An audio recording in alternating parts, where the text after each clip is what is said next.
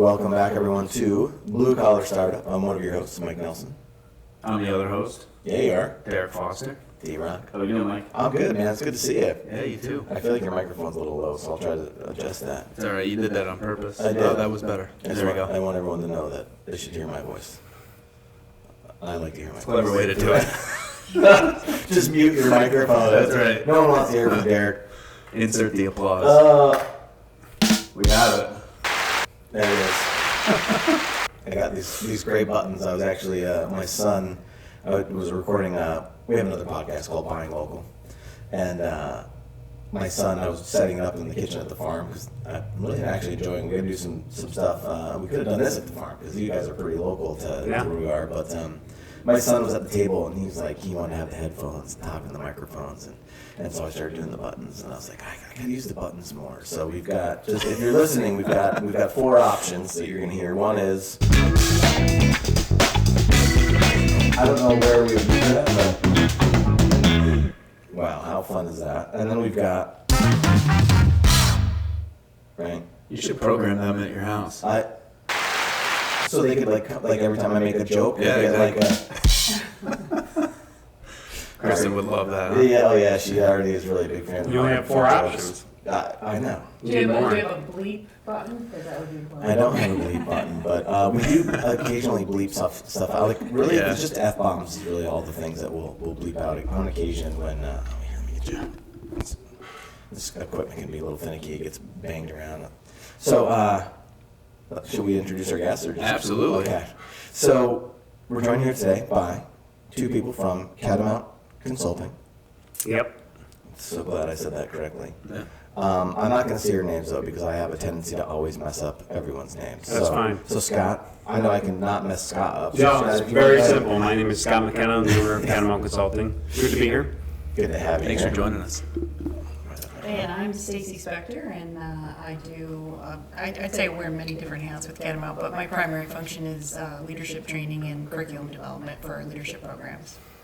And I'm sure at some point we'll talk about your background as well, because I think that's a good story to tell as far as helping Interesting understand. past life. Yeah. And Scott, how did you come about to, how did Catamount Consulting come about? How did we get here? So Right. It was around the mining industry. So I worked after I got out of college in a mining operation, which built manufactured rubble stone used for things like fireplaces and walkways and the decorative stuff. And the safety regulations got hot and heavy in the late 90s through the Mine Safe Health Administration. So I got coined with dealing with health and safety responsibilities for the mine operations. And then that turned into other opportunities for me. I'm fascinated, by the way, by mining. I am too. I love rocks. It's incredible. I love the process. I'm not fascinated by, say, a crushing operation necessarily. I think it's interesting, but it's not as interesting as the bluestone operators and the rebelstone operators and how we're making granite material so that a mason can lay it and build some of these beautiful structures in the North Country, the colleges, and I mean it's all manufactured right here in the Northeast. Well, and I every time when I think of mining, right, like obviously I think of 2 things. One is I think of like coal mines, right, and that everybody's familiar with coal mines and the canaries and going down these elevators and into these it's just crazy to me. Like I can't even imagine going into one of those mines first of all, though having to do it every day, all day.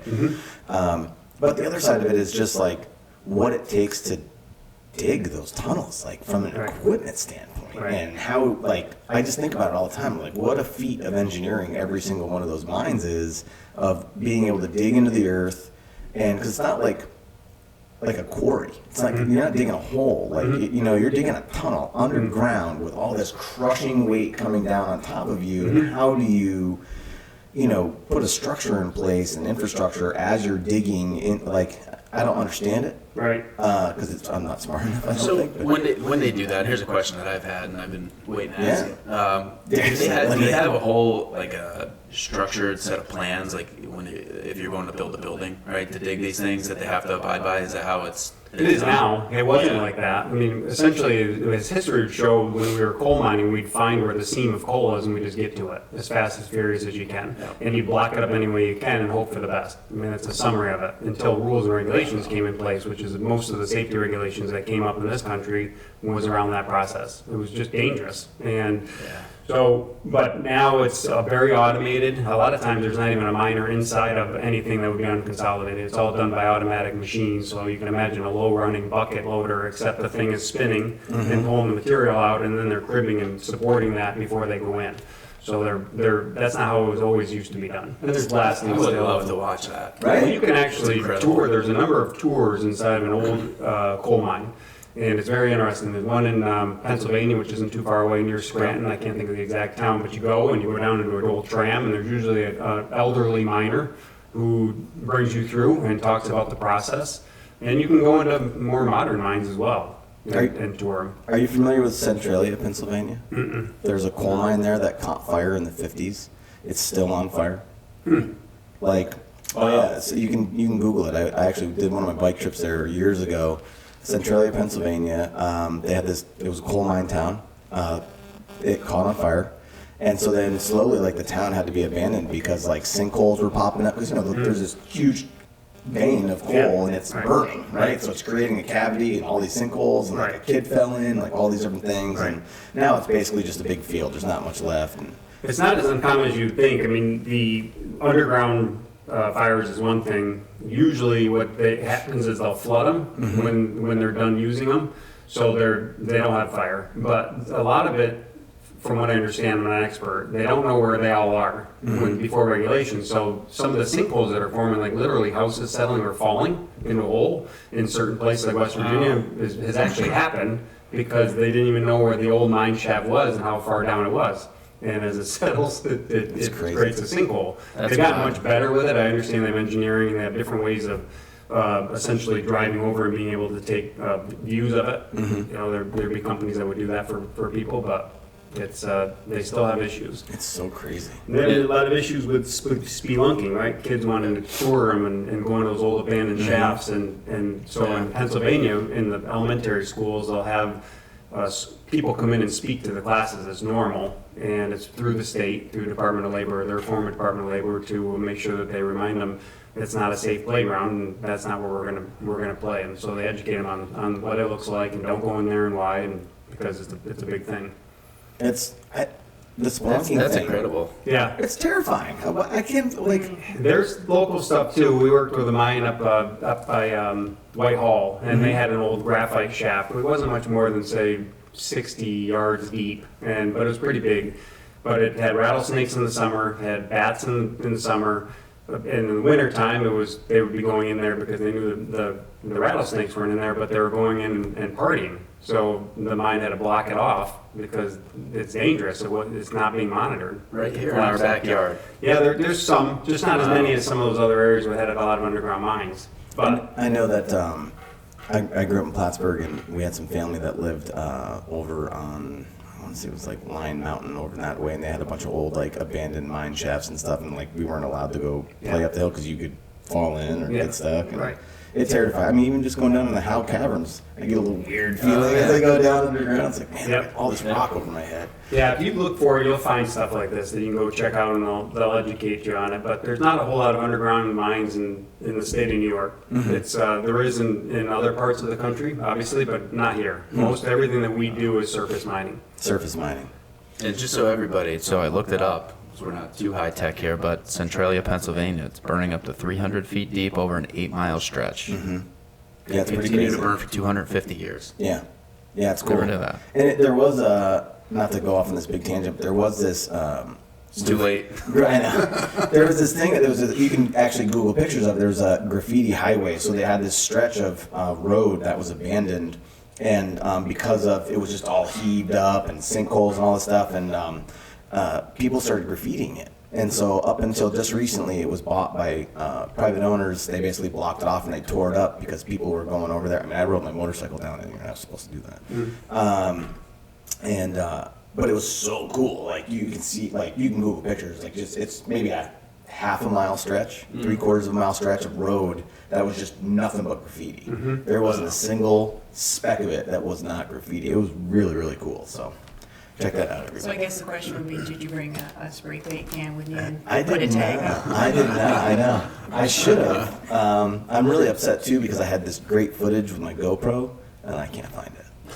And now it's gone. And the footage is gone, and now the graffiti highway's gone. So, but There anyway, goes the evidence. and just one last thought. I'm fast. Like they're sending a machine in. It's scuttling all the debris out, and then they're cribbing behind the machine as it goes in. Yeah, I mean, there's many different tactics now, so I don't know all of them. Yep. They still use some of the stuff that's primitive, like cribbing. They'll use roof bolts, right? So essentially, layman's terms, again, I'm not a professional on it, is as the bolt goes up through the rock, the rock has layers, it's pulling it together and solidifying, right? So Interesting. It stabilizes the ceiling, if you will, and they still do those techniques. But I spend very little time in underground mines, even with the business. With safety training, we do have a division that does underground training, Yeah. but that's a specialty. Yeah, There's maybe only 250,000 underground miners in our country anymore. There's still a lot of mines, but it's not a huge industry. Fascinating. In your reach, Scott, so, jumping back into that and the safety side of it, you're located throughout the country, correct? We have offices mostly on the East Coast, but we do training and work all over the country, especially in mining. Because it's always so specialized, depending on what they're mining and quarrying or excavating, whatever you want to call it. There's certain deposits in a certain part of the country, and you have to go to them. We don't necessarily have an office there, right? Copper's in certain spots, and limestones in certain sandstones. The granites in certain parts of the country are different than, say, the granites in upstate Vermont. The diamonds are in different areas, the coals are in different areas, so you're going to where those locations are. And we do a lot of safety training around the country, specifically for mining. Not as much for construction and general industry. How many employees do you have? Employees we have, I believe we're at 12 on the payroll, and then all of our other staffs are considered subcontractors. So they operate as Catamount Consulting, but they operate independently. Interesting. And now at one point it was just you, right? It started out with just me. Yeah, I started Catamount, and then we around mining, Yeah. and then we grew it into other divisions, and that was mostly around revenue stream. So having construction, general industry, rigging, DOT, now leadership training. We got firearms stuff that we'll do, like workplace violence, active shooter. All of those different categories allowed for different revenue streams. We did mobile hearing testing, drug testing, and all of them help service all of our customers. Most companies who do construction also have a mining operation, right? Because they want to extract the sand and gravel for the work they're doing. So instead of buying it, they own the mine and they use their own material. Interesting. So can you walk us through what that growth looked like? How did that progress step by step, and what were maybe some of the mistakes or successes that you had along the way? Yeah, I don't know. I mean, I don't have them all laid right out. It's over the course of time, when you start a company like that, you have the ability to make adjustments and changes. When something's working, you do more of it. When something's not working, then you stop doing it, and you keep up that formula. Continue to soar with your strengths and manage your weaknesses. And there were certain things that's not our level of expertise. In order to scale, I knew that there was no way I was going to know all those divisions. So I had to bring in people, which is where we came up with the idea of more of that subcontractor agreement. If you're an expert in DOT, I want you on my team, and you're my DOT guy. And if she's an expert in rigging, this is my rigging expert. And if you have someone that needs that, she's going to come to the table. So it's a little different than most companies. Most companies say don't try to do everything because you're going to do nothing well. For me, I'm trying to do everything well. And the only way to do that is bring in all those experts. Yeah. I think it's interesting too to share a little bit of like laying out how it actually started, and that I always find it unique of how it was literally you and Heidi, who's our office manager and does a ton of stuff for Catamount, and that was the early days. It was just you and her in an office, and trying to figure it out. Yeah, I mean, prior to that, we started, but it was really dabbling. And you're working for one organization and you're training other organizations. So you're essentially just taking a day off. I'm going to take a day off and I'm going to go work for Derek. And I'm not going to get paid here, but Derek's going to pay me to do first aid CPR training, for example. And as it grew and expanded enough where I needed to separate that, you end up with staff. And Heidi was one of my first staff members. I actually had someone prior to her for a very short period of time, but Heidi came on board. And we had worked together in the past in the mining industry. She was actually a loader operator for the mine that I worked for. And then she went and did some other things and ended up coming back again. And that allowed us to kick things in the pants a little bit with dealing with financials and dealing with scaling. And she's still with us as of today. She still works on our team and helps manage the miscellaneous components of the business. That's awesome. Yeah, the entrepreneurial journey that people go through. on is just always fascinating. I never get tired of hearing those stories, right? Yeah, It's I'm like the same. I travel all over the country to listen to it. And the same with coaching. I started coaching wrestling in the late 90s. After I came back from college, I wrestled there for a little bit. I actually dropped out of college, not because of grades, but to get into the mining industry. That's another whole different story. But the traveling around, and I'll seek people out. I'll literally call a Division I level wrestling coach and say, can I take you out for a cup of coffee? And fly to Indiana, meet him at practice, see what he's doing, take him for a cup of coffee, and talk shop. And I've got a lot of friendships in both business and athletics, and I'm constantly wanting to hear what you're doing and why, and focus on the strengths and utilize them, put them to work, share them with the people that I work with as well. How's your ears? They're good. Are they? Yeah, they're not too bad. You don't got them all cauliflowered out? They're not too bad. They're in pretty good shape. I was laughing because my right ear is getting It took me a entangled from second. jiu-jitsu, and I'm like, I'm almost 50 years old, I'm getting cauliflower There's ears. science behind it. I've There learned is. from my husband. He tells me if you have certain kind of ears, Is that if you what have it is? floppier ears, you're in better shape because they can take They can take the movement? Yeah. Right, so mine are fairly big and floppy, and headgear was always pretty much worn. I Yeah. mean, even if it wasn't required, we always wore it, Oh, and encouraged our kids to wear it as they wrestled. But you don't need to wrestle or grapple or get into jiu-jitsu to get it. I mean, just wearing these headphones all the time, or the They'll get it, sleep, yeah. or just one bang, right? I mean, you get hit across the head, and Get that you're damage. gonna get it. Yeah. One of my training partners tells me that the reason why I'm getting cauliflower ears is because I suck, and I get my ass kicked all the time. So. Your face is getting And schmicked. he's not wrong. Yeah, I don't think there's. there's any truth to that, actually. But yeah, and it's I've never seen anyone in the sport of jiu-jitsu wear any sort of headgear. It's always been customary in the sport of wrestling. Yeah. So I guess I don't really know what the reason is for it, other than maybe some of the holds that it allows you to get a better hold if you can't slip out of it.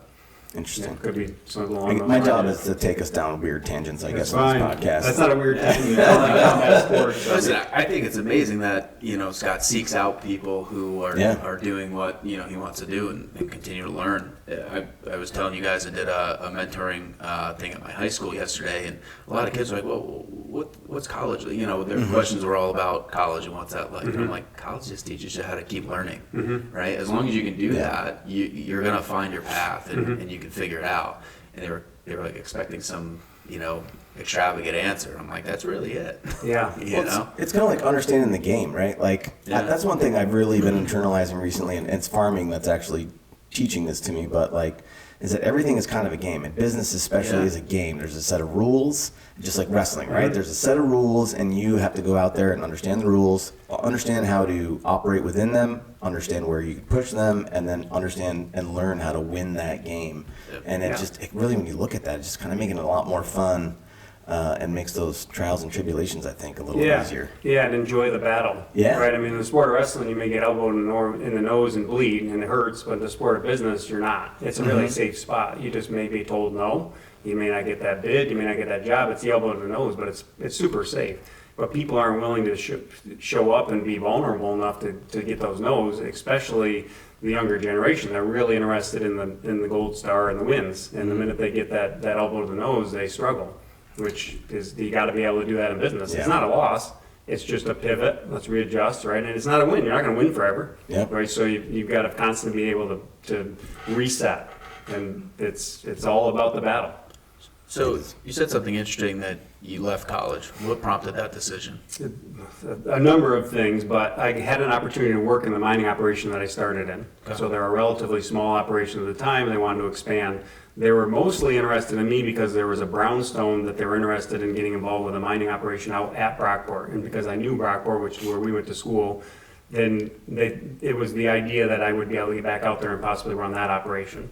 I worked at the mine operation in the summertime. It was a good job I stacked stone. So what you did is you stack stone on a pallet.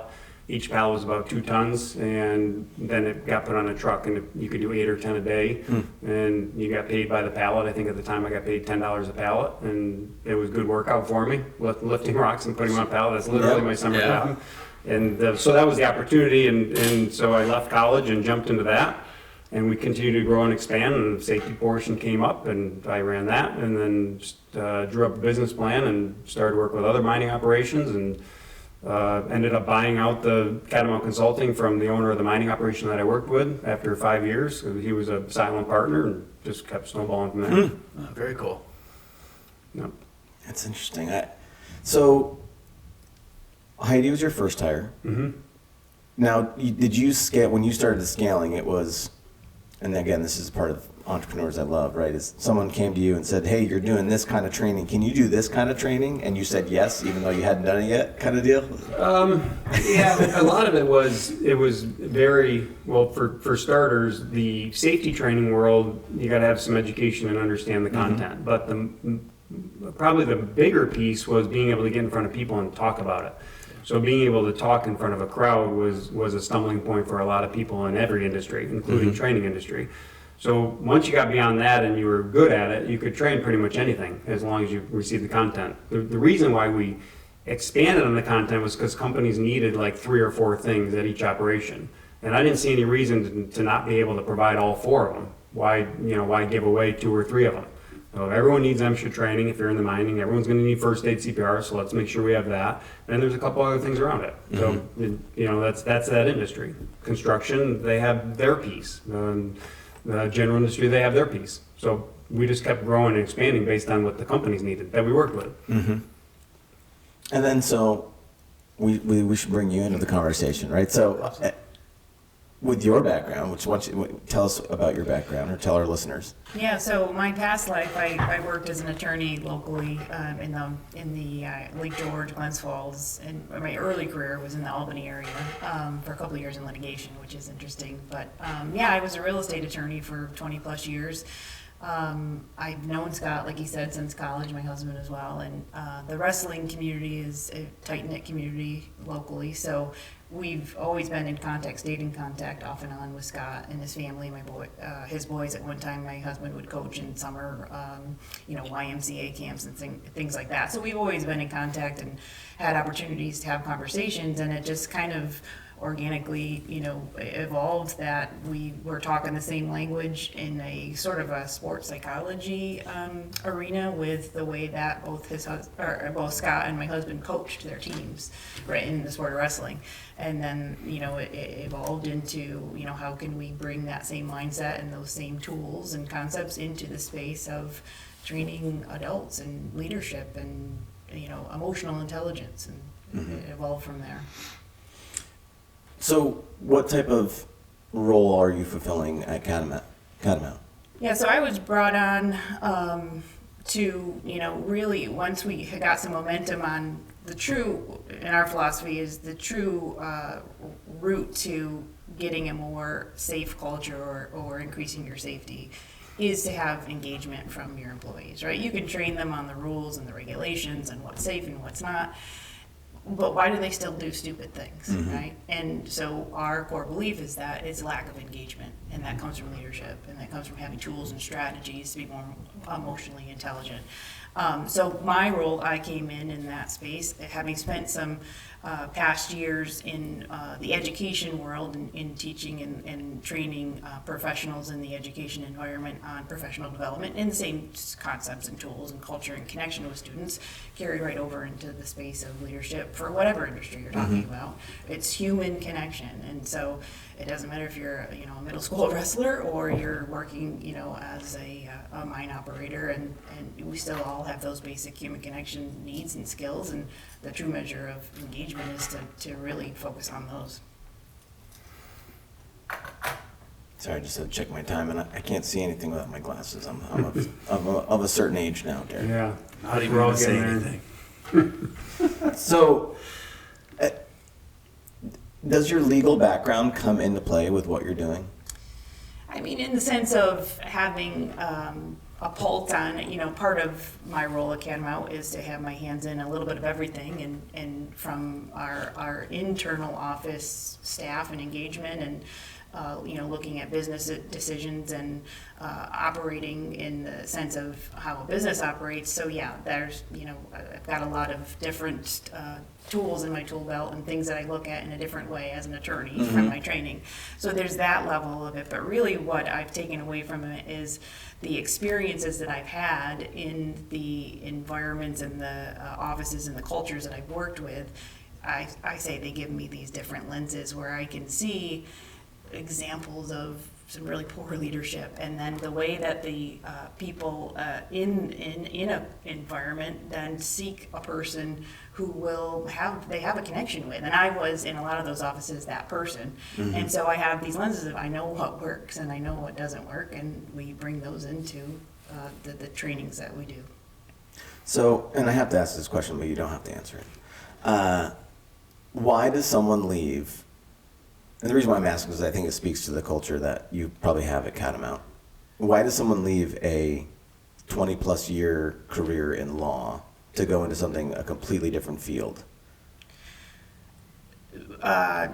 It's personal development, really. Yeah. And it's the leap of faith I knew from the get-go that I did not want to retire as an attorney. It's a mindset, it's a stress, it's a lifestyle that I didn't find any true purpose or value from. It's very, very stressful, very toxic.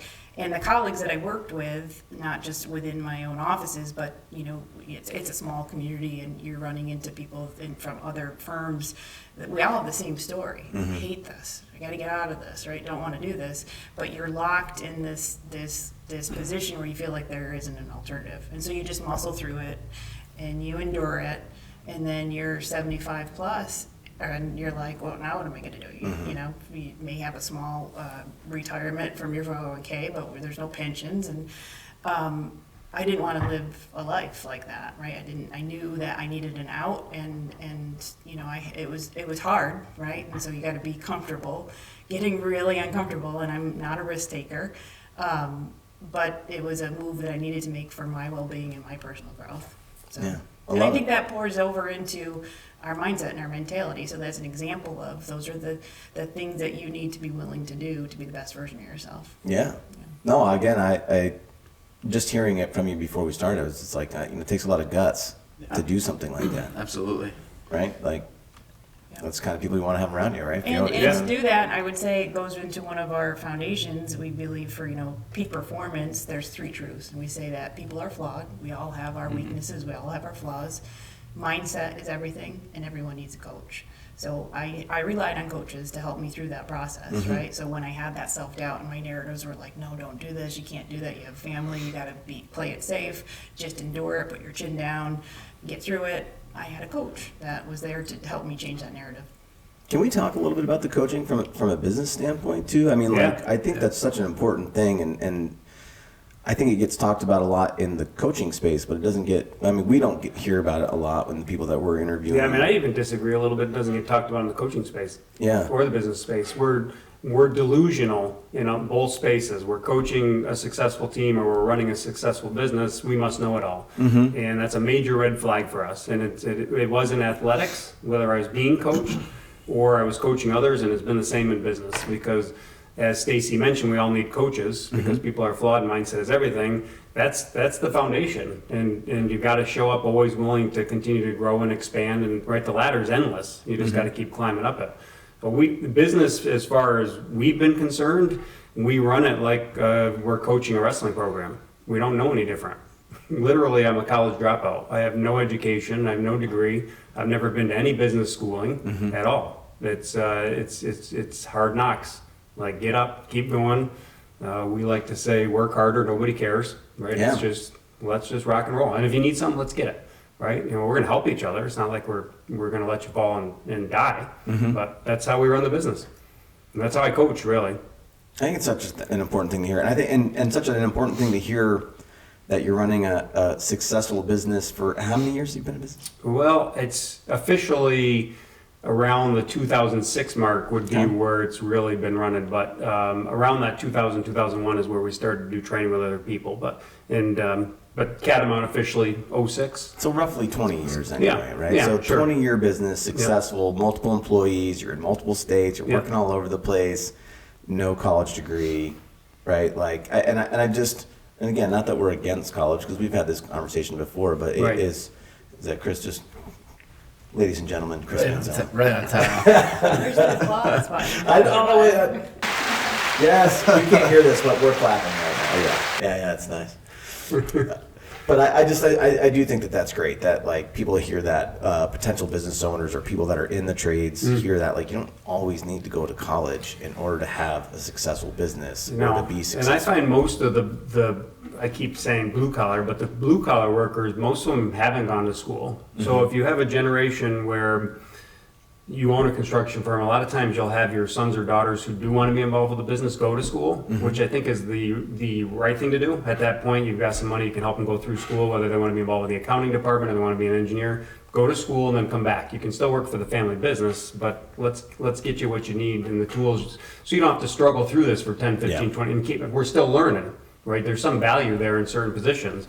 But, if they're outside of generational, most people do not have a college education. They've started digging dirt and they've started to paint houses and with a little van, and now they got 17 vans or 17 trailers, right? And that's the people that are on your podcast often. Yeah. Is that type of person. Yeah, I love that stuff. I love those stories. Yep.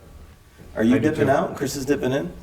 No. You can. Am I supposed to dip in? You can. I don't know. I have a Halloween parade that I have to get to. What are you gonna be? I haven't, to be honest with you, I haven't even I'll dip picked in up my there. costume yet. I have to do that this afternoon, but the kids are all excited about Halloween. It's going to so, be a great night for Halloween. Oh, yeah. temperature-wise. The weather is Yeah. amazing. Right. yeah, Yeah. nice and warm. It's going to So, be good. but I'm gonna turn it over to Okay. Mr. Chris and jump on in. It's All right. like WWE right now. You guys Right. are That's Tap it. it in. Tag it in. Tap it in. Thank you again for course. the use of the space. Absolutely. Enjoy the rest of the show. These guys are awesome. Sounds good. Thanks. Jump We'll see in, you. man. I'm gonna send a follow up and I'll circle everybody together. Okay. All right, Sounds thank you good. both. Thanks. Chris, go ahead and introduce yourself here for the listeners so they know who's taking Derek's spot. Our new host. This is Chris Manzella, Bradman's Landscaping and Construction. We're actually recording from the, what did you call this, the man cave? I mean, this is like Buffalo Bill Central? Like, what do we Yeah, call we don't this? tell anybody about this place. We don't? No, all right. We don't talk Never about mind, it. we're not talking about it then. I was blindfolded on the way in. Oh, that's so it. Everything will be perfect. fine. Appreciate that. That's funny. It's top secret. Okay, I love it. All right, well, welcome. Welcome to the podcast. Thank you. So we were just talking about a bunch of different things, but one of them was the use of coaches in business. Have you ever used any coaches? I have not, and I probably could use one. Well, we were just talking about we could all use one, actually. Yeah. Yeah, we believe that everyone needs a coach, but I think more importantly, it's interesting to find out what businesses tend to lean towards hiring athletes and ex-athletes, because there's certainly a mentality that comes with that. And I know a lot of organizations, they really seek out, and it could be specific sports, wrestling or basketball, but they find them, right? And we're really interested in you. You're recruiting a high school or college athlete because you know they're going to put in the time and the effort, and they're going to be coachable, and they're going to understand wins and losses, right? There's a whole lot of things that you can teach them everything else, right? That's kind of the point. Show up with the right attitude, and we can coach everything else. And I'm sure it's the same in your business. You should be able to coach me everything you need me to do. Absolutely. But if I show up and I'm not coachable, I'm of very little use to you. Yeah, it's tough. And it's, we're similar, and even in our business, there's Yeah. some requirements inside of the safety training where you've got to have some certifications, but it's not. I wouldn't say it's complicated. It's not hard. I always think what one person can do, another person can do, right? Yeah. So it's like, you just got to have the will and the drive. And to your point with the athletes, I mean, I agree. Yeah. Like discipline, competitiveness, will to win, like those things that you really can't teach sometimes. Like, No, and we should be. Right, Yeah. it's not religion and politics, but it should be actively taught in our elementary and our high schools, and it's not. It's not. Right? It's emotional intelligence. So everyone that we're seeing in the field lacks emotional intelligence, and it might be different levels, but a lot to what Stacy was talking about. We subscribe to the idea that safety, production, quality, those are all byproducts of good levels of emotional intelligence, especially in your leadership team. So if you want everything else to function, you train your leaders to be peak performers, and you continue to fill their tool belt with as much content as you can to be able to work. 'Cause they're in the people business.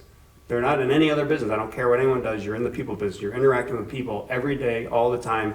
And if you're unable to do it, you're going to be much less successful. I can't say unsuccessful. Much less successful than if you have those skill sets. So that's the reason why we really doubled down on, and Stacy's been with me now for 3 years. Her husband is a peak performance trainer, wrestled on the same team as I did. He was our heavyweight. Lots of behavioral based from athletic science inside of the stuff that we teach, but we've subscribed to the idea I don't need to do safety training. We got great people that do that. She certainly isn't qualified, nor does she need to do it. We're focused on leadership training, and let's work with all the leaders in the teams that we're working with and the organizations that we're working with. So as you've scaled up, as you said, like you're not doing that training. Are you still doing any training, or at this point are you really just primarily running the business and working on those things? A little bit of both. I mean, I still will do a safety training class or show up, but very little safety training, very little safety audits, which would be common at a construction site or at a facility like you're running, just to make sure that his jugs are labeled and his trailers are chalked. And right, I'm doing very little of that. If any training I'm doing is inside of the peak performance and leadership space, which is where Stacy and I spend most of our time. And I don't know if I call it a training class as much as it is a coaching or a train the trainer, right? You're already an industry professional. You're already leading people. Let's look at all the things that you can expand on to be a better coach, same as better parent, and a better leader inside your organization. So that's the training that we spend time doing, which is a lot. It's every week we're doing at least 2 or 3 classes, I would say. Locally? Yeah. No kidding. At a minimum, most of our companies are, because the analogy is it's like going to the gym. And if you only go to the gym once every 6 months, you're not going to be in very good shape. You need to go to the gym routinely. You need to brush your teeth every day, right? You need to put on deodorant every day. Mental training is the same, right? We call it mental flossing. We've got to talk about it all the time. So when we're working with companies, once a week is probably a minimum meeting. As they're established, once a month, we're meeting with all of the executive level folks. We're getting newsletters out. We're out on job sites talking about leadership and peak performance, not about safety, but what's going on here. What's your difficult conversations like? And so you're coaching in the field, you're coaching in a classroom, and you're always available to be a coach over the phone. And then that's when we have an all-inclusive customer that's doing that, which is pretty much all of the people we're working with. That's where we're at. That's where we spend all our time. That's amazing. I love personal development too, by the way. I don't know, Say that again. Personal development. I love man. personal development, listening to the books, read the books, the podcasts, all the stuff. It's as Stacy said earlier, you can train someone to do something as much as you want, but unsafe acts is the number one reason why we still have injuries and fatalities in all industries, from farming to general industry construction. People are still doing things they're not supposed to be doing. There's rules against having guards off moving machine parts, yet they're still off all the time. So if you're looking at behavior, then the only way to work with behavior is to work with emotional intelligence. To work with emotional intelligence with all staff, you got to make sure they have coaches and leaders and moms and dads that are emulating what you would expect them to do. So if dad's standing on the top of a ladder but he's telling you not to, that doesn't seem like a good idea, right? And how many times did our leaders and our trainers growing up said, don't do it, but I'm going to? Yeah. Whether it was drinking, smoking, working on the roof without fall protection, no safety glasses, no chaps. It comes from, this is what the expectation is, you are going to wear it, and we are going to hold you accountable. That's what good coaches do. It's funny, you're just making it yesterday. So we've got a side-by-side Kawasaki Mule. Yeah. I use it on everything on the farm. It's like my favorite tool. But so our driveway's pretty long, so we're running garbage out to the road. Yeah. And my son's with me. He's 4.5. He gets Loves in. it. Oh yeah, absolutely. He can drive it already. I'm sorry. Well, he tries, but he can't reach those pedals. Put blocks of wood on it. I know. I don't know. He is From the safety exercise. I know. That's what. Right. That's ironic. So we literally climb in the mule, and he puts his seatbelt on, and I start to drive. He's like, Dad. And literally, it just made me think, he's like, Dad, you got to put on your seatbelt. And I literally said to him, like, oh, bud, Dad doesn't need to wear a seatbelt. Do as I say, not as I do kind of deal. It's a thing in all industries. For sure. And it's a thing that it is tough to be risk takers. So when you combine all that stuff into an environment like construction mine, where there are inherent risks, we can't take away them. You gotta attack the brain, right? You gotta attack the mentality, and we can still do risky stuff without getting injured or killed. Right? Your 4-year-old can ride your side by side, buckled in with ROPS. It's very unlikely that he or she is going to get injured. Is it a great idea without you sitting behind him or her and helping learn it? No, maybe not. But it's a worse idea to say you never should touch this. It's too risky. Side by sides are off limits. Yeah. Because when he turns 21, he's gonna have his first beer and he's gonna run one. No, I agree with you on that. That's always been my mentality, is just to learn how to deal with risk, learn how to manage it, and that's been our safety gig always, is work on that unsafe acts and the behavioral based side. It's funny too that you say that, because I was just listening to a podcast. They were talking about from a human development standpoint. And God, I don't know if it was Jordan Peterson or who it was, but they were talking about the fact that parents that don't let their kids risk getting injured or like they're actually doing a disservice to their kids. But to your point, it's about managing risk. It's not completely keeping them in that bubble. It's let them go risk the thing, but manage that to a point. Stacy's spends tons of time in this content, from play, managing risk, the obstacle is the way. It's actually a book. I mean, she's got. It's my most handed out book ever. Oh, it is. Okay. I give that book to everybody. It's tattooed on my hand. Yeah, I mean, it's so she spends a ton of time in here.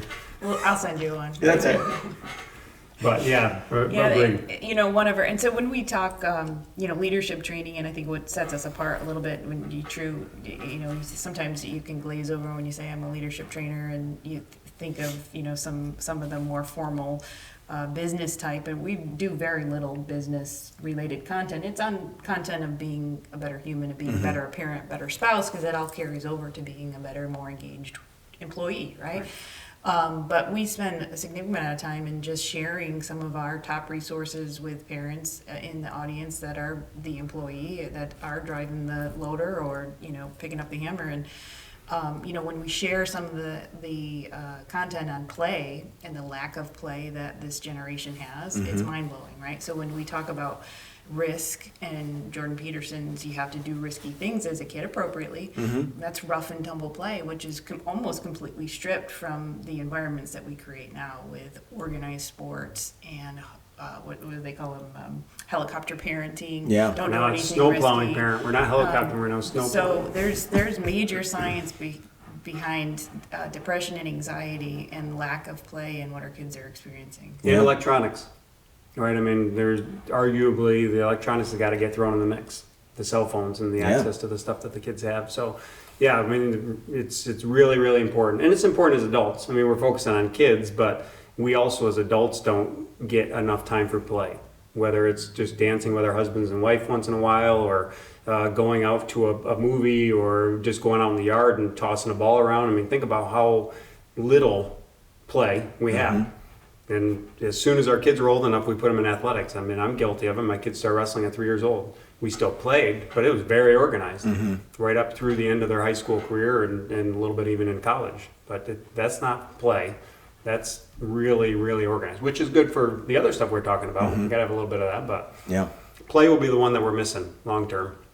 Down the road, we'll find that we're just not good at it. So Stuart Brown is who we reference, and he actually developed it. I think it's the Institute of Play, and has done over 20, 30-year career on just researching play. And mammals are hardwired to play. We learn adult skills through play, unstructured, free play, rough and tumble play. And if you think about some of the games you played without your parents involved, and some of the crazy games of Kill the Carrier and whatever you called it, there were all many names for that game. But some of those high intense level games that you were playing, kickball in the street, and the car came, you had to take your bases on the street. But you learn adult skills. You learn how to communicate with other people, right? You learn resiliency skills. You get hit in the face with a ball and you don't want to cry in front of everybody. You go home. I gotta go home for a minute, and then you collect yourself. So there's so many skills, and if we really start to understand that, and then we can start to coach it, and then we can start to understand the need, if it's a hardwired need as an adult, how do we use that as a stress reduction relief? So when you go home, you got to have a space that you can, Andrew Huberman, we're big fans of, and he'll talk about one of the number one tools for long-term stress reduction, that's the really bad chronic health issue stress, is to have a space that you tinker in. Go home. What do you like to do? Woodworking? Is it engines? But there's got to be that space that you can have that reset and wire those circuits for Which the is long-term play. stress relief. Yeah. Woodwork, tinkering, right? And That's we still bring play. all of that into our leadership class because, again, it's making better versions of the employees to come to work the next day with a more executive function brain and less stress. Good point. And ability to perform the task at hand and communicate and interact with people. Construction and mining has been guilty of really how much can we wring out of you, right? So if you showed up for 60, 78 hours a week and you did your job and you paid attention, you continued, that's what you did, you became a supervisor, typically. So you have zero supervisory skills and some really poor behavior inside of your personal one. You'd have no bookends in the morning, no bookends in the afternoon. Your relationships with your kids and your spouses might be horrible because that's what you did. And you end up in a really stressful, worn out, burn up and then we just replace you with the next younger model and start over. So that's not a good way for a company to be able to scale either. So that's a lot of the stuff that we bring to the table. What are you going to do to be able to get your company to survive so that your children can take over your company down the road? So let's set these things up so that it has longevity to the business, because eventually that's what's going to happen. So a lot of it comes into that as well inside of our working with companies on this leadership space. I mean, we're consuming a lot of conversation here, but it's really where our passion is. Yeah. Is work with the coaches and help everyone get everything they need to be highly successful, and then teach them how to get everyone else around them to be as successful as them. Right? It's Maslow. How can we get you to your best version of yourself? Yeah. We all have an innate want and need to be the best version of ourselves. What is that? Self-actualization. Self-actualization. That's the word I couldn't come up. So I was having trouble with that one, Chris. And we would argue that if we know it's an innate human need to want to self-actualize and be the best version of yourself, yet a lot of people are not doing that, and they're settling or staying in their comfort zone. You can either move forward into growth or fall back into comfort. And when you stay in that comfort zone and you're not fulfilling a innate need, then that's where depression and anxiety lives, right? So, being more mindful of that and bringing that to people's attention is part of the coaching role. Yep. You guys bringing in like ice baths and you Yeah, got some of that yeah. stuff? Are We'll you talk really? about it. Nice. I can't get Scott to do it yet. But Oh, man. Well, Yeah. I get in the hot tub it's 101. That's my ice bath. That's fair. Yeah, no, I'm not an ice bath, but we do bring in stretch and flex, mental mindset reset stuff, which is similar to what an athlete would go through, except on a lower level for what we would call the industrial athlete. So a lot of the work that we're doing is the same as an athlete, just downscaled to where spend a lot of time bent over, climbing up ladders, or up and down, or shoveling. So the stretch and flex is really important to be able to reduce soft tissue injuries, but also reset the brain for the next thing that you're going to get into. And it could be going home, spending time with your kids. Let's get a little stretch and flex in, maybe jam out to some AC/DC so we're ready to be focused when we get home and spend time with the kids and our wives and husbands and refocus on that chapter that we're going into. So we do bring that to and there's some play in that too, right? I mean, if you're on a job site stretching and flexing and doing a little toolbox talk, there's some laughing and joking, and so there's some play there, which we know is healthy for the brain. What about are you guys bringing any kind of breath work or anything like that into your definitely training? breath work, box breathing, breathing nice. for stress. So yeah, physiological side. Yeah. So we like to, give tools. So I can give you a ton of content, but I want to give you content to educate you on the way the brain works and our response to a threat. And we're very caveman-like in the sense that our brains are still primitive. We respond the same way that we did back in, the saber-toothed tiger days, where we move away from threat and we move towards reward. Very simple. Now that threat doesn't necessarily have to be the same saber-toothed tiger. It could be emotional threat, and our brains don't decipher between the two. We react the same way. We move into our limbic state where we lose communication skills, compassion, empathy, rational decision making. So what are the tools going to give you? Real-time tools on the job site. If you lose your composure, how do you get back as quickly as you can to that more executive function brain, where you're not going to say something that you regret, where you're not going to throw something across the room or curse somebody out. And breath work, movement, stretch and flex, connection, conversation, those are all tools. We load up the tool belt with tools for situations like that. I think it's really cool to see how much I'm not going to use the word self-care because I've grown to hate that word. It's just really kind of been co-opted. But the ability to take care of yourself and use some simple tool like breath work, like breathing. It's the craziest thing. You have it with you all the time, right? You can at any point in time, no matter what the situation is, there is a breath that you can do that can fix what's going on physiologically in your body. Yeah, and, more importantly in our mind is that there's certain things you can control. That's certainly one of them. You can't control the person that's attacking you or giving you the finger when they pass you or short stopping you with road rage. You have control over yourself, though. You have a choice. You get to respond by jumping out and bashing in their window, or how about some box breathing and turn up the music and must be he's having a bad day, right? I mean, that's how you got to say to yourself. So it's, but there's a lack of self-awareness on this, and it's we argue a lot because it's all here, right, in this 6-inch space that's above our shoulders. Because you can't see the teeth rotting out, you don't care for it, right? The rest of the body you do. You get a little flabby, you go walking a little bit more. And so you have to be aware that you got to constantly read and self-develop and listen to podcasts and do what you need to be the best version of yourself, as we're talking about. And that's constantly what we're educating people on.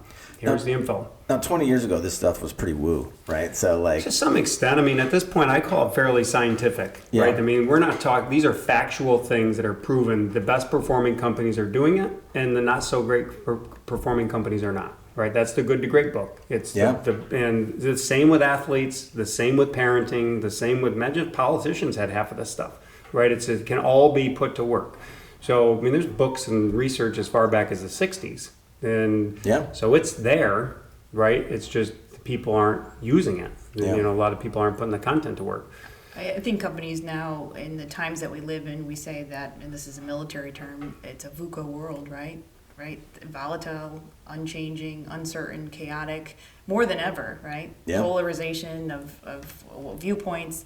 So knowing all that and knowing some of the generational diversity issues and struggles that companies are having, they're taking a second look at this space because they've got to use any resource that they can, and they're finding that this is a space they got to spend time in. Right. In the emotional intelligence and personally developing their staff to bring them to the next level, to be peak performers. Yeah, I would say 20 years ago, I wasn't looking at it the same way. I mean, I knew some of it because it was just happening. If I was winning wrestling matches more often than losing, there was components in my head that helped that. And I had to work on it. I had coaches for it, but I didn't really fully understand it. But it is becoming much more known. Emotional intelligence is much more, it's discussed a lot more. Yeah. A lot more people getting into it. But if you look back, scientifically speaking, every peak performer had more of it than the ones that weren't performing at the high level. Yeah. Right? Less nerves when you went out to compete. Were more willing to take risk. Ask a girl to dance, right? I mean, every level of it is a level of emotional intelligence, right? It's vulnerability, which is strength. It's mental toughness. It's the grit. It's the grind. So it's been there. I just think we're looking at it a lot heavier. Yeah. That's what I would say. Well, that's why I say it too. Is why I wanted to bring it up is to kind of show that contrast, right? Yeah. Like 20 years ago, a lot of this stuff would have been woo. Now it's like front and center, Yeah. right? True. And I, hearing that you guys are bringing it into your training programs and how you're working with your clients and what you're doing, I think it's amazing. I think more people need it. Yeah, for sure. we do too. We think it's the only way to go. It's awesome. If I had a dime, then that's it. That's what I put it towards. I want to be respectful of your time. We're about to hit an hour, so if we'll cut it short. But if people want to learn more, they want to talk more, they want to hear more about what you're doing or how you can help them, where can they find you guys? The best spot is to look on our website, likely, and then just reach out and call. We're pretty easy to get a hold of. I think our cell phones are actually right on our website, but it's right at www.catamountconsultingllc.com. That shows everything that we're doing and all of our people and our different resources. And then reach out. You're going to get a voice. We got our main office is in Warrensburg, New York, so little town in upstate New York. Easy to get a hold of. It's awesome. Thanks for coming in. Thanks for taking the time to spend with us. Good talking with both of you. Thanks for having us. Absolutely. Chris, thanks for dipping in, man. Well, I contributed a lot. We're sitting in your building and very grateful and appreciative that. Well, I appreciate you letting me dip in. Yeah, absolutely. Anytime, man. Special guest star. Everybody, thanks for listening. And one more shout out too. I just want to say thanks to Luke Michaels over at the Michaels Group. I want to say thanks to the folks over at MLB Construction. Both those folks have given us some money that we're able to use to donate to different programs, and we're helping people down at HVCC get some school books and textbooks and things for the programs. We've been donating some money to BOCES as well to help kids with tuition and tools, and so I just really want to give a shout out to those guys and say thanks so much for helping us with that. And thanks everybody for listening, and you'll hear from us soon.